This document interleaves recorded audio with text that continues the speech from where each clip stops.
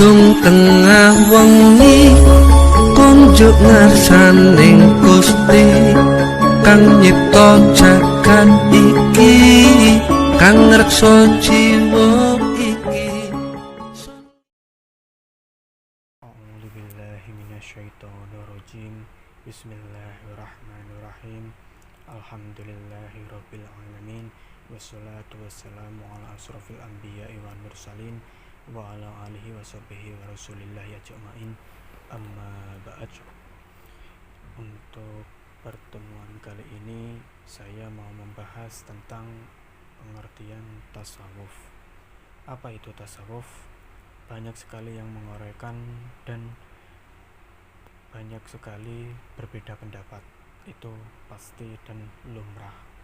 Ada yang mengatakan bahwa perkataan tasawuf berasal dari sofa, ialah kejernihan atau kemurnian. Ada juga yang mengatakan bahwa perkataan tasawuf berasal dari sufah, yaitu suatu bilik atau kamar, tempat kediaman kecil untuk sahabat-sahabat Rasulullah SAW. Kesemuanya berjumlah lebih kurang 400 orang. Di antara sahabat Nabi SAW yang pernah tinggal di situ ialah Abu Hurairah, Abu Darda, Abu Dzar. Makan minum mereka ditanggung oleh orang-orang yang mampu atau orang yang kaya dalam kota Madinah.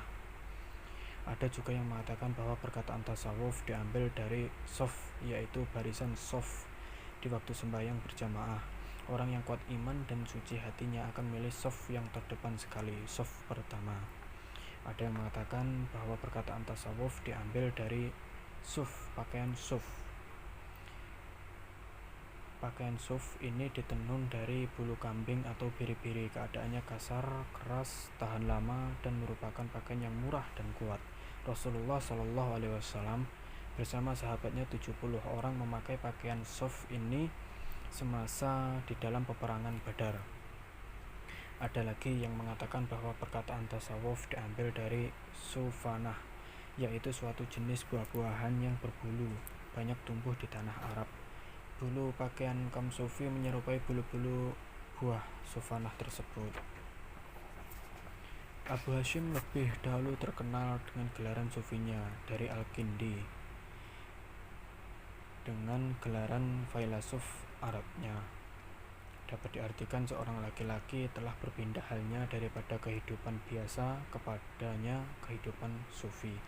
Menurut ahli tasawuf, bahwa orang yang mencapai gelaran sufi adalah golongan yang telah mencapai taraf yang tinggi, yaitu 1.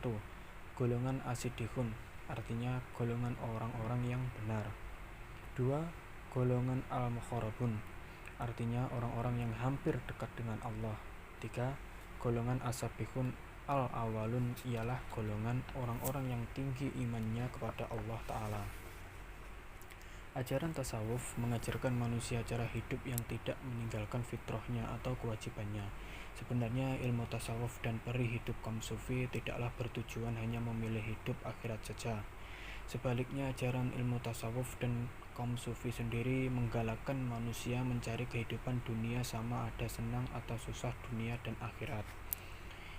Contoh, Sayyid Ibrahim bin Adham, tokoh sufi yang terkenal, pernah berkata, tasawuf itu bukan suatu sistem hidup yang kasar atau keras, bukan sistem menekan diri dan ikut perasaan atau membawa manusia hidup miskin dan susah. Itu bukan membawa manusia hidup meninggalkan fitrahnya atau kewajibannya yang biasa, karena itu merupakan ciptaan Allah dan semula jadi manusia. Menurut kehidupan yang sebenarnya, yaitu 1. Hidup sederhana di dalam segala perkara yang baik. 2. Hidup dengan melaksanakan sesuatu amal kebajikan pada tempatnya. 3. Tidak kurang hajat hidup dan tidak pula lebih. Hidup kaum sufi yang sebenarnya bukanlah supaya meninggalkan segala kemewahan harta dunia, tetapi yang sebenarnya ialah 1. Hidup orang sufi ialah hidup dengan ruh yang jernih, suci, bersih dari daki hati seperti hasad, dengki, dan busuk hati. 2. Hidup di dalam alam yang penuh dengan pancaran cahaya Allah dan petunjuk Allah, dan tidak hidup di dalam dunia seperti kehidupan binatang yang senantiasa mencari kesalahan dan suka bermusuh-musuhan. Ahli kaum sufi hanya mengingatkan orang-orang yang ingin mencari kekayaan dunia serta kemewahan dunia jangan terlalu sangat berebut-rebut mencari dan memperbanyak harta dan kesenangan. Ingatlah harta dan kesenangan di dunia akan terbatas. Ingatlah, di atas orang yang besar ada lagi lebih besar, di atas yang kaya ada lagi yang lebih kaya. Maka tidak ada seorang pun yang merasa cukup dan keinginannya dalam bidang harta, pangkat, kesenangan, kekayaan, kemewahan, kebesaran. Bagaimanapun kekayaan dan kesenangan yang diperoleh, ia masih melihat bahwa ia masih susah juga dan serba kekurangan. Lalu, bagaimana cara hidup orang ahli sufi? Cara hidup orang ahli sufi ialah hidup kaum sufi dan matlamat tasawuf atau pemahaman tasawuf hanya mencari keridhaan Allah dan mengenal Allah lebih dekat. Kaum sufi selalu mengikut kehidupan Nabi Muhammad SAW dan para sahabatnya. Kaum sufi senantiasa hidup secara sederhana, tidak keterlaluan dengan harta atau pangkat atau mencari nama atau pembangunan. Kaum sufi senantiasa mengikut jejak langkah Rasulullah SAW yang menerima apa yang ada. Mereka senantiasa mencari dua kehidupan yang sederhana, alam dunia dan alam akhirat.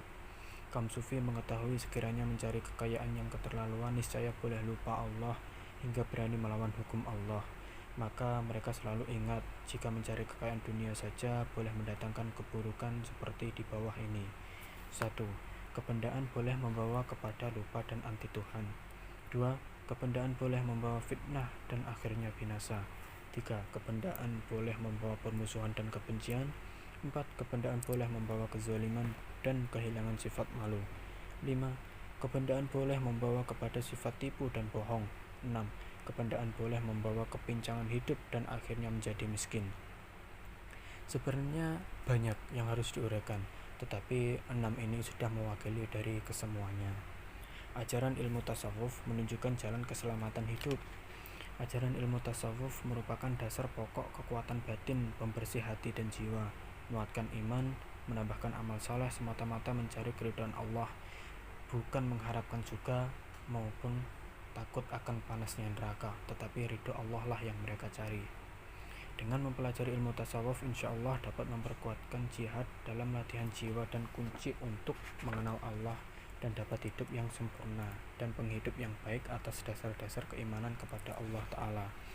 Dengan jalan ilmu tasawuf, seseorang dapat mengenal Allah dengan merasakan adanya Allah selalu. Ajaran ilmu tasawuf adalah isi agama, hakikat iman dan buah yakin. Ajaran ilmu tasawuf adalah tahap tertinggi dari semangat segi gemilang yang paling sempurna dari adab-adab dan contoh yang termulia darinya. Ajaran ilmu tasawuf adalah pusaka yang diwarisi oleh para sahabat dari Rasulullah SAW. Pusaka ini diterima dan diamalkan oleh para tabi'in secara turun-temurun sehingga hari ini. Jelaslah bahwa ilmu tasawuf adalah salah satu pusaka keagamaan yang terpenting yang mempengaruhi perasaan dan pikiran kaum muslimin. Ilmu tasawuf membawa jalan keselamatan, bukan jalan kesesatan. Sebenarnya banyak yang di dalam kejahilan tidak memahami isi ilmu tasawuf. Terdapat kekeliruan mempelajari ilmu tasawuf. Dalam sejarah ajaran Islam, ilmu tasawuflah yang sering kali menghadapi serangan-serangan yang hebat. Ada pendapat yang mengatakan bahwa mempelajari ilmu tasawuf adalah bid'ah. Dan ada pendapat mengatakan bahwa ilmu tasawuf boleh membawa seseorang itu menjadi sesat.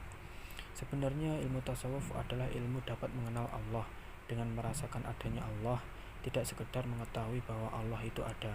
Dan tidak akan sempurna agama seseorang itu jika tidak mempelajari ilmu fikih dan ilmu tauhid.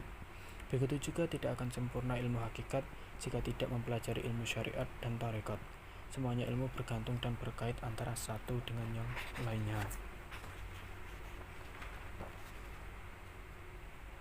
Tasawuf dalam arti bahasa ialah seorang laki-laki atau perempuan yang telah berpindah halnya daripada kehidupan biasa kepada kehidupan sufi.